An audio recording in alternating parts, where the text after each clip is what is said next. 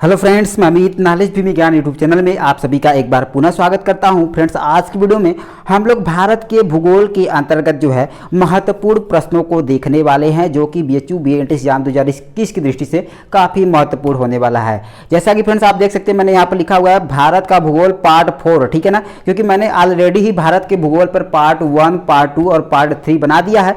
यह जो है कि आपका भारत के भूगोल पर पार्ट 4 वीडियो है, ठीक है ना, जो कि भारत के भूगोल पर मेरा यह आखिरी वीडियो है, ठीक है ना। तो आज पार्ट 4 वीडियो में हम लोग जो कि भारत के भूगोल से संबंधित है महत्वपूर्ण वैकल्पिक प्रश्नों को देखेंगे, जो कि बीएचयू बी एंट्रेंस एग्जाम 2021 की दृष्टि के साथ साथ जो है अदर कॉम्पिटिटिव एग्जाम की दृष्टि से काफ़ी महत्वपूर्ण होने वाला है। तो फ्रेंड्स, बगैर समय नष्ट करते हुए चलिए हम लोग भारत के भूगोल से संबंधित इन महत्वपूर्ण प्रश्नों को देख लेते हैं। तो फ्रेंड्स देख सकते हैं, मैंने यहाँ पर 154 नंबर क्वेश्चन लिखा हुआ है, ठीक है, क्योंकि 153 क्वेश्चन हम लोगों ने पार्ट 1, 2 और 3 में जो है कि क्लियर कर चुका है, ठीक है। तो हम लोग यहाँ पर 154 नंबर क्वेश्चन से आज देखने वाले हैं, ठीक है।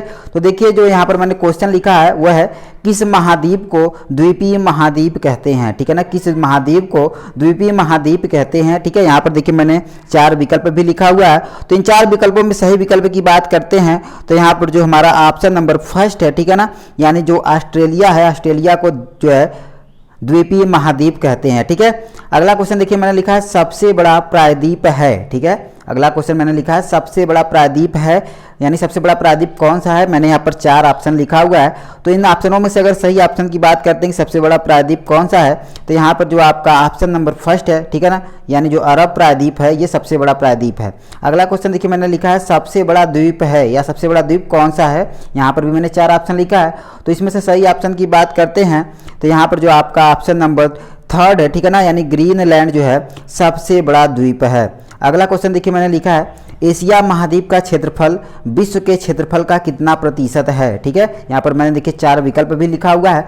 तो इसमें से अगर राइट आंसर की हम लोग बात करते हैं, राइट विकल्प को चूज करते हैं, तो यहाँ पर जो आपका ऑप्शन नंबर 3 है, ठीक है ना, यानी 29.9% जो है एशिया महाद्वीप का क्षेत्रफल है विश्व के क्षेत्रफल का, ठीक है।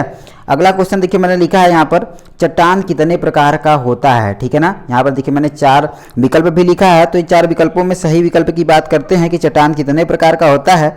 तो यहाँ पर जो आपका ऑप्शन नंबर, ठीक है, सेकेंड है, ठीक है, यानी 3 प्रकार का जो है चट्टान होता है। अगला क्वेश्चन देखिए, मैंने लिखा है किन चट्टानों में जीवाश्म पाए जाते हैं। यहाँ पर मैंने 3 विकल्प लिखा हुआ है। तो इन 3 विकल्पों में अगर सही विकल्प की बात किया जाए कि कौन से चट्टान में जीवाश्म पाया जाता है, तो यहाँ पर जो आपका ऑप्शन नंबर सेकेंड है ये सही है, ठीक है ना, यानी अवसादी चट्टानों में, या कहते हैं इसको परतदार चट्टान, ठीक है, इसमें जीवाश्म पाया जाता है। अगला क्वेश्चन है खनिज तेल किन चट्टानों में पाया जाता है, ठीक है ना, खनिज तेल किन चट्टानों में पाया जाता है। इसका भी मैंने 3 विकल्प लिखा हुआ है। तो इन 3 विकल्पों में सही विकल्प की बात करते हैं कि खनिज तेल किन चट्टानों में पाया जाता है। तो यहाँ पर जो आपका ऑप्शन नंबर फर्स्ट है, ठीक है ना, यानी अवसादी चट्टानों में जो है खनिज तेल पाया जाता है। अगला क्वेश्चन है ग्रेनाइट बेसाल्ट कौन सी चट्टानें हैं, ठीक है ना, ग्रेनाइट और बेसाल्ट कौन सी चट्टानें हैं, ठीक है, आग्नेय चट्टान है कि रूपांतरित चट्टान है कि अवसादी चट्टान है, ठीक है। तो इसमें से सही विकल्प की बात करते हैं कि जो आपका ग्रेनाइट और बेसाल्ट है ये किस प्रकार का चट्टान है। तो यहाँ पर जो आपका ऑप्शन नंबर फर्स्ट है, ठीक है ना, यानी आग्नेय चट्टान है, ठीक है। अगला क्वेश्चन देखिए, मैंने लिखा है बलुआ पत्थर चूना पत्थर किस प्रकार की चट्टानें हैं। बलुआ पत्थर चूना पत्थर किस प्रकार की चट्टानें हैं। यहाँ पर मैंने देखिए नीचे 3 विकल्प भी लिखा हुआ है। तो सही विकल्प की बात करते हैं तो यहाँ पर जो आपका ऑप्शन नंबर फर्स्ट है, ठीक है ना, यानी परतदार चट्टान है। अगला क्वेश्चन है ज्वालामुखी कितने प्रकार का होता है, ठीक है ना। यहाँ पर देखिए मैंने 4 विकल्प लिखा हुआ है। तो इन 4 विकल्पों में सही विकल्प की बात करते हैं तो यहाँ पर जो आपका ऑप्शन नंबर 3 है, ठीक है ना, यानी ज्वालामुखी 3 प्रकार का होता है। अगला देखिए मैंने क्वेश्चन लिखा है एटना तथा स्ट्राम्बोली किस प्रकार के ज्वालामुखी है, ठीक है ना। यहाँ पर देखिए मैंने 3 विकल्प लिखा हुआ है, सक्रिय है कि प्रसुप्त है कि शांत ज्वालामुखी है, ठीक है ना। तो इसमें से हम लोग सही विकल्प की बात करते हैं कि एटना तथा स्ट्राम्बोली किस प्रकार के जो है ज्वालामुखी है। तो यहाँ पर जो आपका ऑप्शन नंबर फर्स्ट है, ठीक है ना, यानी ये जो है सक्रिय ज्वालामुखी है। ऑप्शन नंबर फर्स्ट जो है यहाँ पर सही है। अगला देखिए मैंने लिखा है विसुवियस तथा फ्यूजियामा किस प्रकार के ज्वालामुखी हैं, ठीक है ना, विसुवियस तथा फ्यूजियामा किस प्रकार के ज्वालामुखी है। यहाँ पर भी मैंने 3 विकल्प लिखा हुआ है। तो सही विकल्प की बात करते हैं तो यहाँ पर जो आपका ऑप्शन नंबर सेकेंड है, ठीक है ना, यानी सुषुप्त ज्वालामुखी है, ठीक है ना, कौन, विसुवियस और फ्यूजियामा, ठीक है ना। अगला क्वेश्चन देखिए मैंने लिखा है कोह सुल्तान तथा किलिमंजारो किस प्रकार के ज्वालामुखी है। कोह सुल्तान तथा किलिमंजारो किस प्रकार के ज्वालामुखी हैं, इसका भी मैंने 3 विकल्प लिखा हुआ है। तो इसके राइट आंसर की बात करते हैं हम लोग, तो यहाँ पर जो आपका ऑप्शन नंबर फर्स्ट है, ठीक है ना, यानी कोह सुल्तान तथा किलिमंजारो जो है शांत ज्वालामुखी है, ठीक है ना। अगला क्वेश्चन देखिए मैंने लिखा है भूकंप की लहरें कितने प्रकार की होती हैं। भूकंप की लहरें कितने प्रकार की होती हैं, यहाँ पर मैंने 4 विकल्प लिखा हुआ है। तो सही विकल्प की बात करते हैं तो यहाँ पर जो आपका ऑप्शन नंबर फर्स्ट है, यानी भूकंप की लहरें 3 प्रकार की होती हैं, ठीक है। अगला क्वेश्चन देखिए मैंने लिखा है भूकंप अध्ययन विभाग कहलाता है, ठीक है। जो भूकंप अध्ययन विभाग होता है वो क्या कहलाता है, ये आपको बताना है, ठीक है। यहाँ पर मैंने 3 विकल्प लिखा हुआ है, सिस्मोलॉजी, ठीक है, सिस्फोलॉजी और सिस्मोफिटलॉजी, ये आपको बताना है। तो देखिए यहाँ पर इन 3 विकल्पों में सही विकल्प की बात करते हैं तो आपका जो ऑप्शन नंबर फर्स्ट है, ठीक है ना, यानी जो सिस्मोलॉजी है यही जो है भूकंप का अध्ययन विभाग होता है, ठीक है। अगला क्वेश्चन है भूकंप की कौन सी तरंगे धरातल के पास से चलती है, ठीक है ना। यहाँ पर देखिए मैंने 3 विकल्प लिखा हुआ है, यल तरंगे, पी तरंगे जो है यस तरंगे। इसमें से अगर बात किया जाए कि भूकंप की कौन सी लहर धरातल के पास चलती है तो इन 3 विकल्पों में अगर सही विकल्प की बात किया जाए तो आपका जो ऑप्शन नंबर फर्स्ट है, ठीक है ना, यानी यल तरंगे, कहने का मतलब है इसको सरफेस जो है वेव्स भी कहा जाता है या धरातलीय तरंग भी कहा जाता है, ठीक है ना। अगला क्वेश्चन देखिए मैंने लिखा है भूकंप की कौन सी तरंगे पृथ्वी के केंद्र भाग से गुजर सकती हैं, ठीक है ना। कौन सी भूकंप की कौन सी तरंगे पृथ्वी के केंद्रीय भाग से गुजर सकती हैं, ठीक है। यहाँ पर मैंने देखिए 3 विकल्प जो है लिखा हुआ है, ठीक है। तो इन 3 विकल्पों में अगर सही विकल्प की बात किया जाए तो जो आपका ऑप्शन नंबर फर्स्ट है, ठीक है ना, यानी प्राथमिक तरंगे, जिसको कि पी तरंगे भी कहा जाता है, ये भूकंप के जो है वो तरंग है जो पृथ्वी के केंद्रीय भाग से भी गुजर सकता है, ठीक है। यानी आपका ऑप्शन नंबर जो फर्स्ट है ये सही है। अगला क्वेश्चन देखिए मैंने लिखा है भूकंप की तीव्रता किससे मापी जाती है, ठीक है ना। भूकंप की तीव्रता किससे मापी जाती है, ठीक है। यहाँ पर देखिए मैंने 3 विकल्प भी लिखा हुआ है। तो सही विकल्प की बात करते हैं तो यहाँ पर जो आपका ऑप्शन नंबर फर्स्ट है, ठीक है ना, यानी जो सिस्मोग्राफ है, इसी सिस्मोग्राफ से जो है भूकंप की तीव्रता मापी जाती है, ठीक है। अगला क्वेश्चन देखिए मैंने लिखा है भूकंप की तीव्रता मापने वाली स्केल को क्या कहते हैं, ठीक है ना।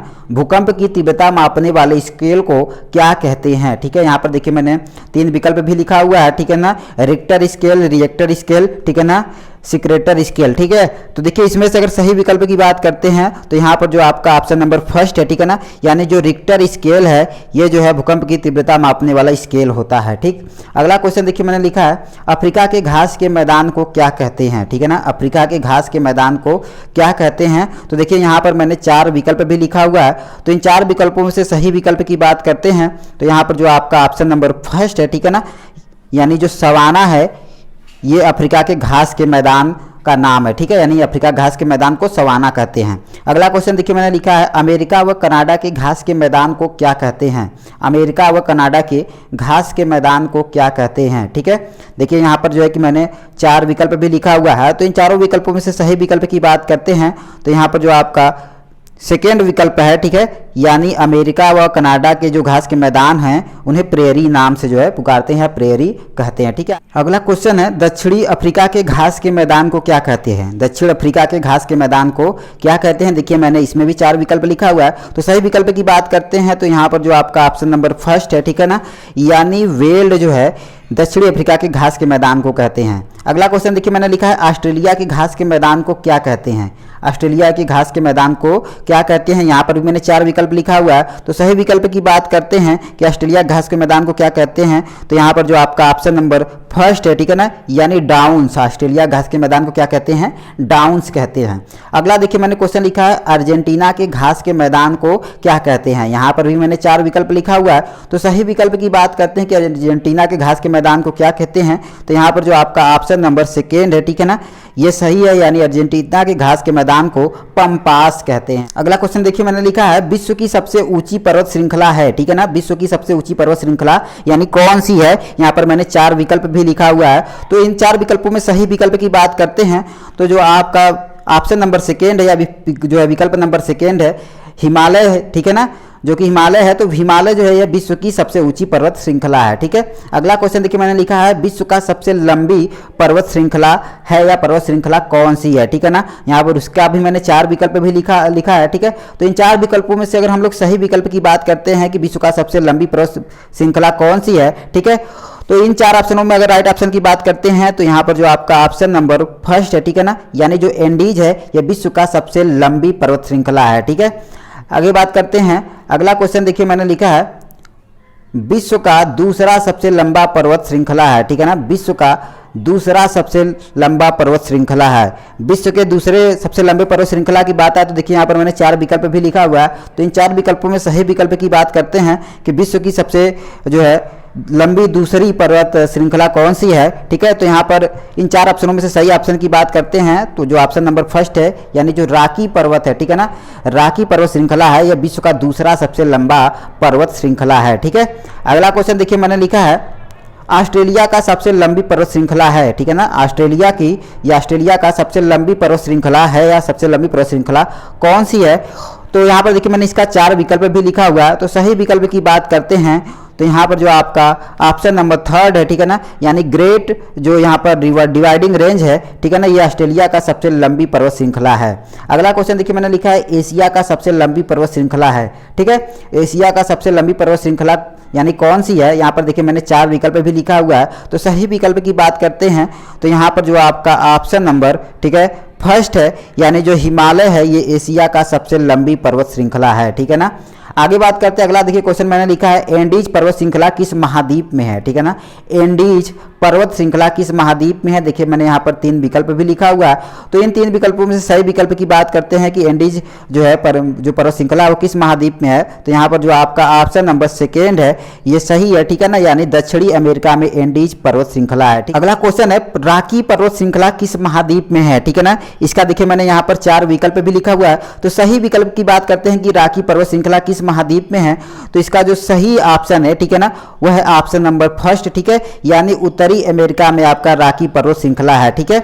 अगला क्वेश्चन देखिए मैंने लिखा है उत्तरी अमेरिका की सबसे ऊंची चोटी है, ठीक है ना, उत्तरी अमेरिका की सबसे ऊंची चोटी है, यानी सबसे ऊंची चोटी कौन सी है, ठीक है। देखिए मैंने यहाँ पर 4 ऑप्शन भी लिखा हुआ है। तो इस 4 ऑप्शनों में से अगर हम लोग सही ऑप्शन की बात करते हैं तो यहाँ पर जो आपका ऑप्शन नंबर थर्ड है, ठीक है ना, यानी जो माउंट मैकिनले है, ठीक है, ये माउंट मैकिनले जो है उत्तरी अमेरिका की सबसे ऊंची चोटी है, ठीक है। अगला क्वेश्चन देखिए मैंने यहाँ पर लिखा है अफ्रीका महाद्वीप की सबसे ऊंची चोटी है, यानी अफ्रीका महाद्वीप की सबसे ऊंची चोटी कौन सी है, ठीक है। देखिए यहाँ पर मैंने 4 विकल्प भी लिखा हुआ है। तो इन 4 विकल्पों में से सही विकल्प की बात करते हैं तो यहाँ पर जो आपका ऑप्शन नंबर सेकेंड है, ठीक है ना, यानी जो किलिमंजारो है ये अफ्रीका महाद्वीप का सबसे ऊंची चोटी है, ठीक है।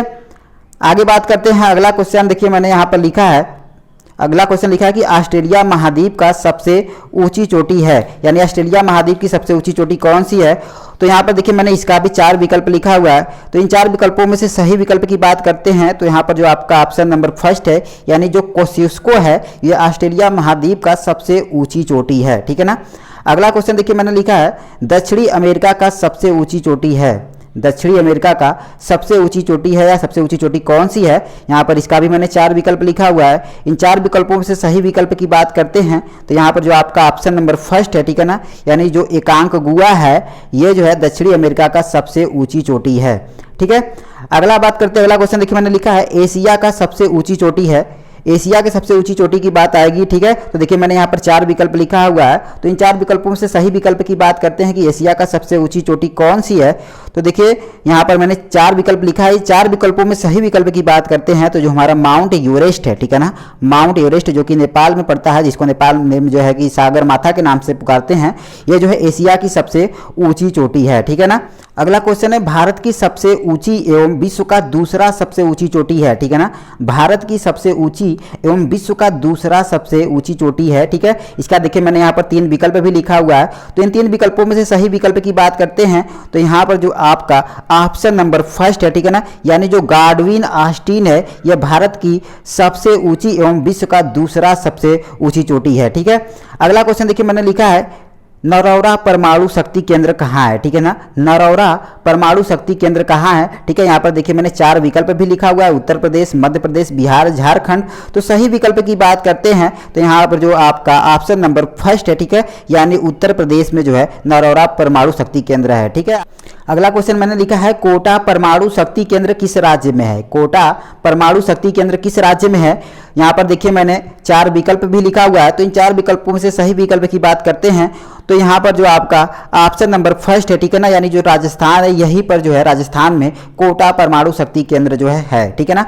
अगला क्वेश्चन देखिए मैंने लिखा है तारापुर परमाणु शक्ति केंद्र किस राज्य में है। इसका भी मैंने देखिए 4 विकल्प लिखा हुआ है, तो सही विकल्प की बात करते हैं तो यहाँ पर जो आपका ऑप्शन नंबर सेकेंड है, ठीक है ना, यानी जो महाराष्ट्र है, महाराष्ट्र राज्य में आपका तारापुर परमाणु शक्ति केंद्र जो है, ठीक है। अगला क्वेश्चन देखिए मैंने लिखा है कलपक्कम परमाणु शक्ति केंद्र किस राज्य में है, ठीक है।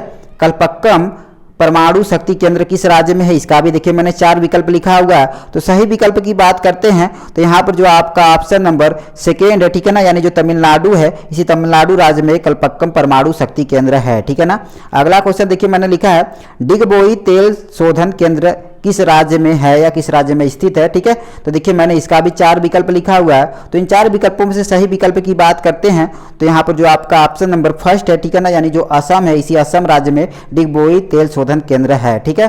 अगला क्वेश्चन देखिए मैंने लिखा है केंद्रीय चावल अनुसंधान संस्थान कहाँ है, ठीक है।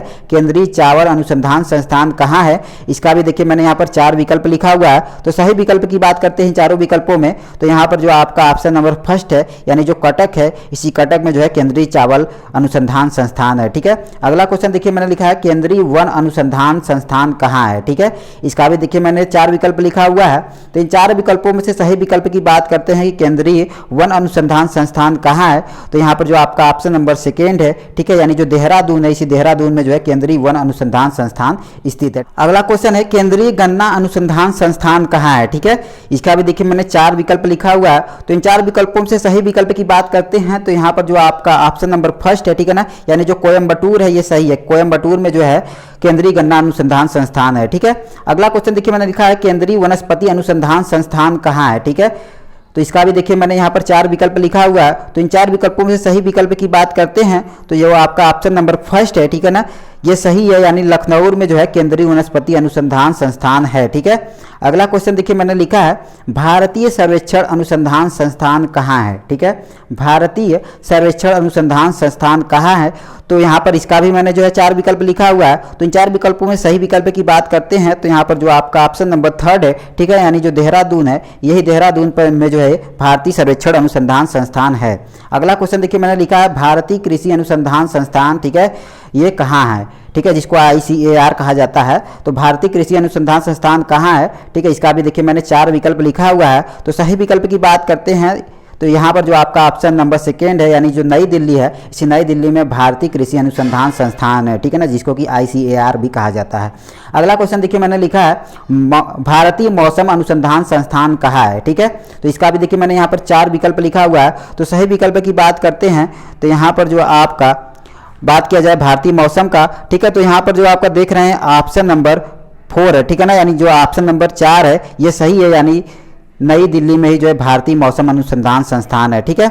अगला क्वेश्चन देखिए मैंने यहाँ पर लिखा है 2011 के अनुसार भारत का जनसंख्या घनत्व कितना था, ठीक है, यानी कहने का मतलब है कि 2011 के जनगणना के अनुसार भारत का जनसंख्या घनत्व कितना था, ठीक है। तो देखिए यहाँ पर मैंने 3 विकल्प लिखा हुआ है, ठीक है, तो इन 3 विकल्पों में सही विकल्प की बात करना है कि सही विकल्प कौन सा है, तो यहाँ पर देखिए जो आपका मैंने ऑप्शन नंबर सेकेंड लिखा है, ठीक है, यानी अगर 2011 के जनगणना के अनुसार भारत की जनसंख्या घनत्व की बात किया जाए तो 382 व्यक्ति प्रति वर्ग किमी है, ठीक है। अगला क्वेश्चन मैंने लिखा है 2011 के जनगणना के अनुसार भारत का लिंगानुपात था, ठीक है ना, यानी कहने का मतलब है 2011 के जनगणना के अनुसार भारत का लिंगानुपात कितना था, ठीक है।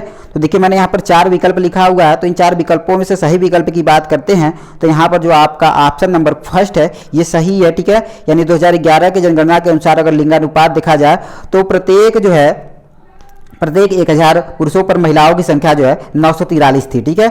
अगला क्वेश्चन देखिए मैंने लिखा है 2011 के जनगणना के अनुसार भारत में औसत साक्षरता दर कितना था, ठीक है। यहाँ पर देखिए मैंने 4 विकल्प लिखा हुआ है, तो इन 4 विकल्पों में से सही विकल्प की बात करते हैं तो यहाँ पर जो आपका ऑप्शन नंबर सेकेंड है, ठीक है ना, यानी 74.14% था 2011 के जनगणना के अनुसार भारत में औसत साक्षरता दर, ठीक है। और देखिए यहाँ पर जो मैंने लास्ट क्वेश्चन लिखा है, ठीक है ना, वो है 2011 के जनगणना के अनुसार उत्तर प्रदेश का जनसंख्या घनत्व था, ठीक है, यानी उत्तर प्रदेश का जनसंख्या घनत्व कितना था, ठीक है। तो देखिए मैंने यहाँ पर 3 विकल्प लिखा हुआ है, तो इन 3 विकल्पों में सही विकल्प की बात करना है कि 2011 के जनगणना के अनुसार भारत में जो उत्तर प्रदेश राज्य उसका जनसंख्या घनत्व कितना था, ठीक है। तो सही विकल्प की बात करते हैं तो यहाँ पर जो आपका ऑप्शन नंबर फर्स्ट है, ठीक है, ये सही है, यानी 2011 के जनगणना के अनुसार उत्तर प्रदेश का जो जनसंख्या घनत्व था वो 829 व्यक्ति प्रति वर्ग किमी था, ठीक है। तो इस प्रकार से यह आपका जो है भारत के भूगोल पे जो है पार्ट 4 वीडियो था, ठीक है। ऑलरेडी मैंने पार्ट 1, 2 और 3 जो है पहले ही बना चुका है, ठीक है, मैंने बनाया है उस पर। आज मैंने ये पार्ट 4 बनाया। तो इस प्रकार से ये जो है आपका जो भारत के भूगोल से संबंधित जितने भी प्रश्न पूछे जाते हैं इससे बाहर नहीं पूछे जाने वाला है, ठीक है।